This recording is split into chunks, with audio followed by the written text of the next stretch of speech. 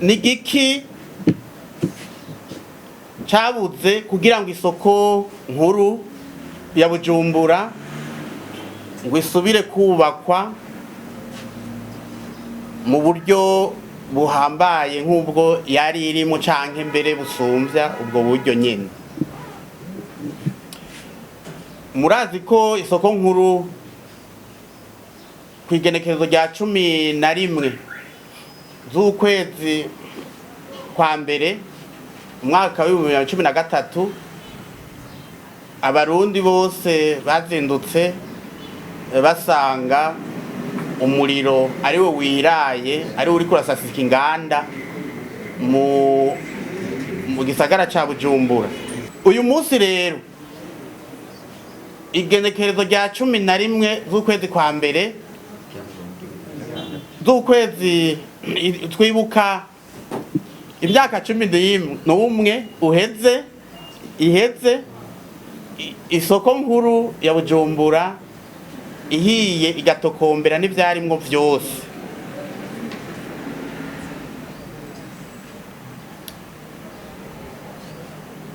Nico gituma ishirahamwe gishinzwe kurwanya ibiturire n'isesagurwa ry'amatungo ya leta Oricom ryateguye iki kiganiro ku banditsi n'abamenyesha makuru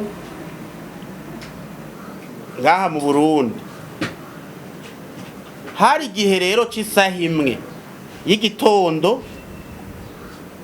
aho umuriro utagira izina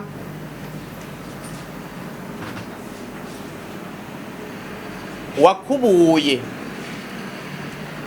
ibintu byose vyari mw'isoko nkuru, eka mbere n'ivyari ku ruhande rw'isoko byose bigasha bigatokombera, maze abarundi eka n'abandi bo mu bihugu duhanye imbibe bahora bahasumira bagasigara bifumbereje. Murazi neza ko iyo soko yagaburira abarundi benshi cane ko iyo soko yari hagati na hagati mu gisagara c'umugwa mukuru wa politike w'ico gihe Bujumbura.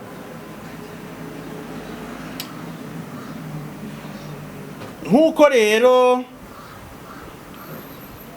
ishamba ry'amasendika kosibu ribivuga, abantu abadandaza 5,000 harimwo 3,500 bakorera muri iyo soko baratakaje ibidandazwa vyabo, baratakaza n'akazi. Bamwe muri bo rero bahindutse abasazi.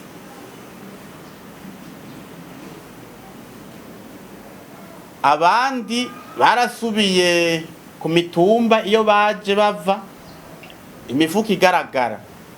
Ubu rero gushika n'uno munsi baracifumbereje. Kugira ngo rero leta igarukire abo badandaza, leta yarakoze umugambi wo kubaka isoko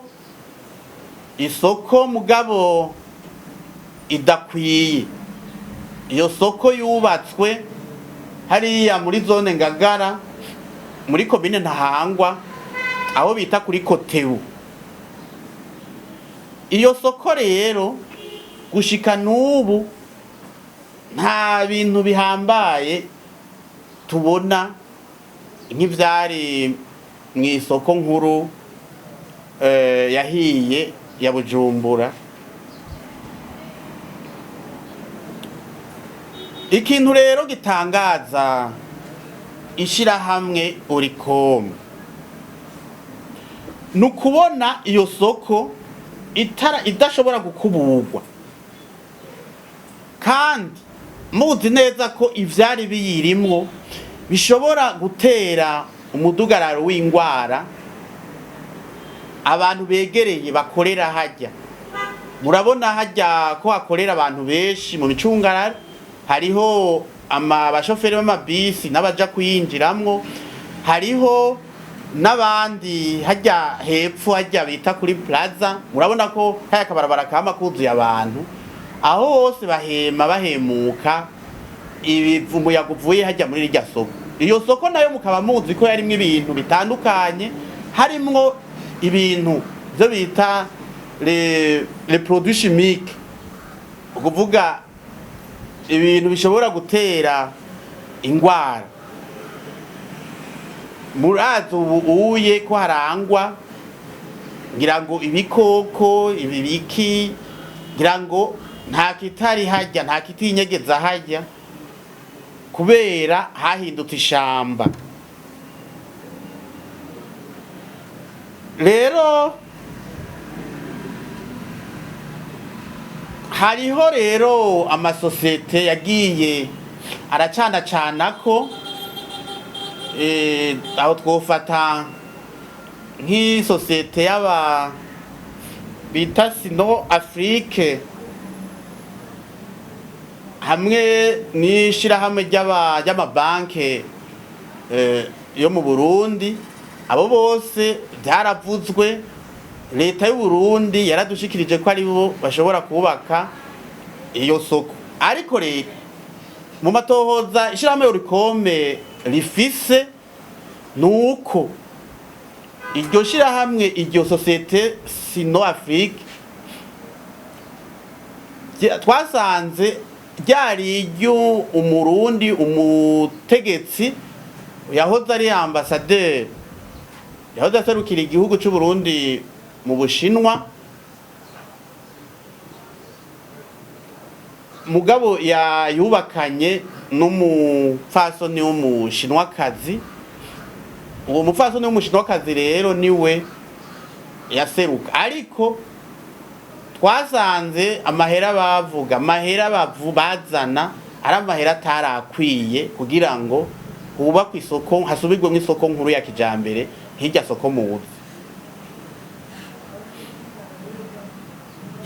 Murumva rero yuko amahera bazana atarakwiye na gatoyi kugira ngo hasubirwemo irya soko kandi yubakwe ku buhinga bwa kijambere.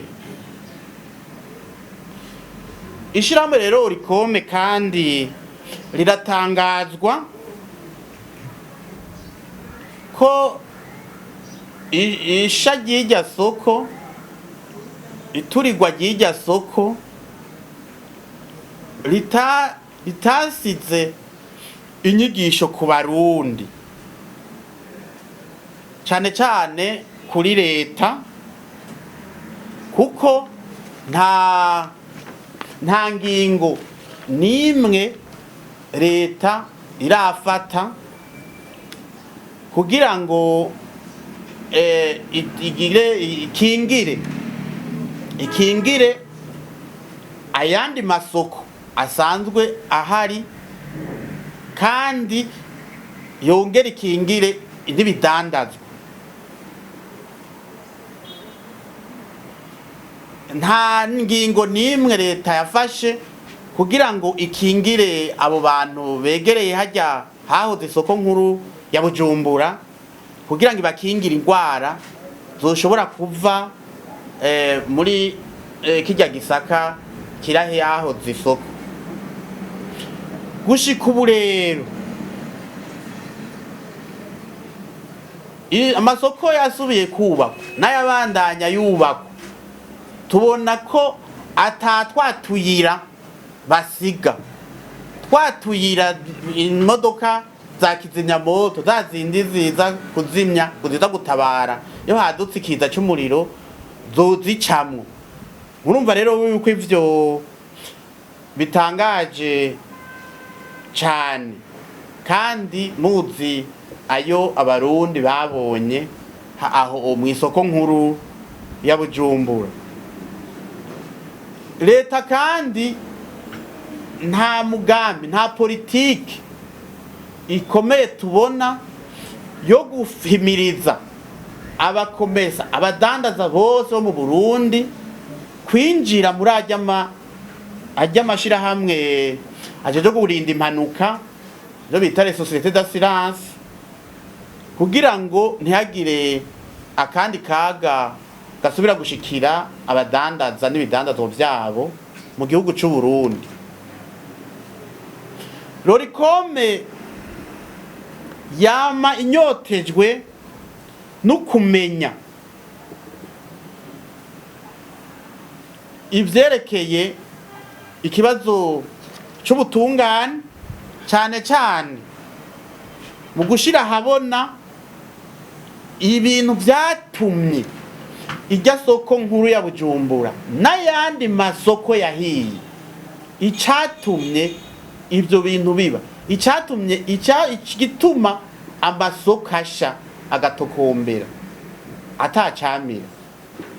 Loricome kandi iratangazwa no kubona ata abantu, no kuvuga ata abagizi ba nabi barashobora gushigwa, haba mu bimwe vyerekeye amatohoza akogwa na parike na za parike, eka haba kubashengeza directement devant les juridictions compétentes, no kuvuga imbere y'amasentare abifitiye ububasha, kugira ngo hamenyekane koko abantu baturiye, kuko biraboneka ko irya soko nkuru n'ayandi masoko bitituriye bititurira.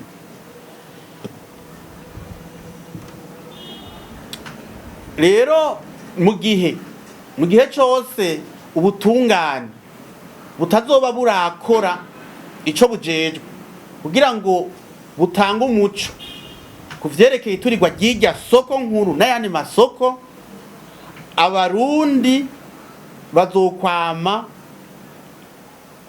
atacizeye ubutegetsi, kandi nta n'icizere bazogirira ubutungane bw'Uburundi.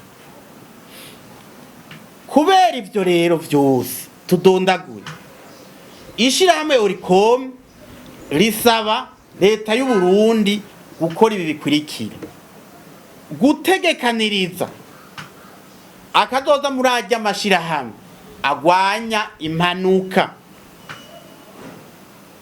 ibidandazwa n'abadandaza, guhimiriza abadandaza kwinjira badakebaguzwa mu mashirahamwe bitoreye bonyene ajejwe kurinda ivy'impanuka.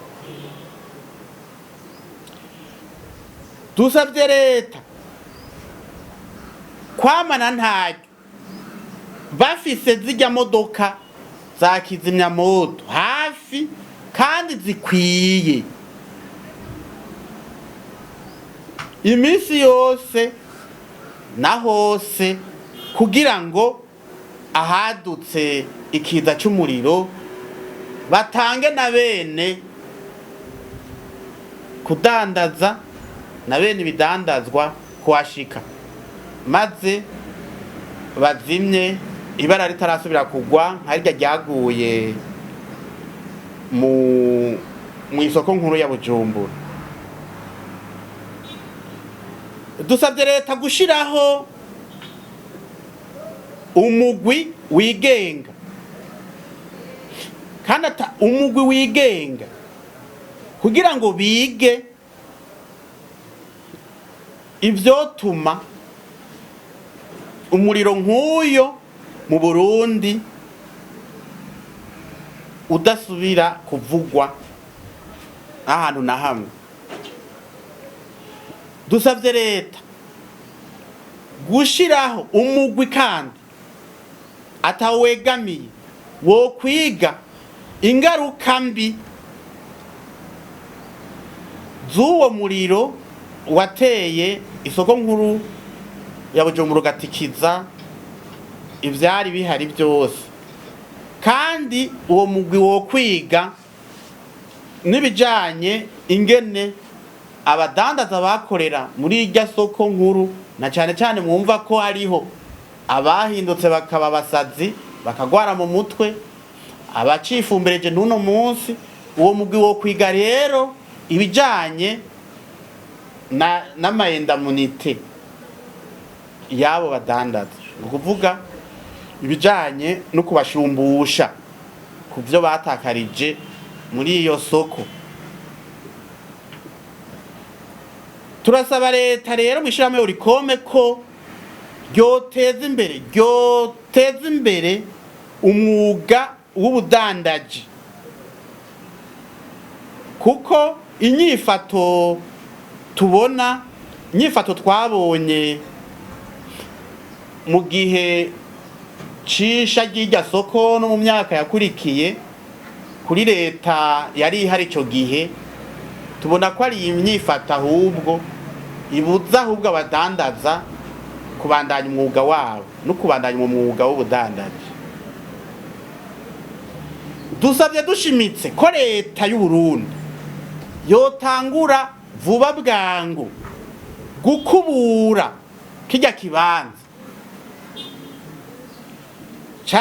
kibanza cari mw'isoko nkuru ya Bujumbura, kugira ngo bakingire abantu bose bahakorera, abahaca, imiduga ihakorera, babakingire ingwara z'ivyaduka zoshobora kubafata. Mu kurangiza, ishirahamwe Oricome dusavye yuko irya soko nkuru yosubirwamwo vuba bwangu atakirinze gusabwa, kugira ngo abarundi n'abandi bo mu bihugu duhanye imbibi bahatorera koyokwe mu gusumiraho ibyo byankenerwa byangombwa, maze bahatorera koyokwe. Ni ngaha abashinga ntabe bapfasoni mwaje muserukira ibinyamakuru, ibimenyesha makuru byanyu bikorera ngaha mu Burundi, turangirije kino kiganiro cyategekanijwe ku banditsi n'abamenyesha makuru bakorera ngaha mu Burundi. Turabashimiye kuri uno munsi twibuka isabukuru y'imyaka 11 isoko nkuru ya Bujumbura ihiga tokombera, maze ivyarimwo byose bigatokombera, abadandaza bagasigara bifumbereje. Murakoze.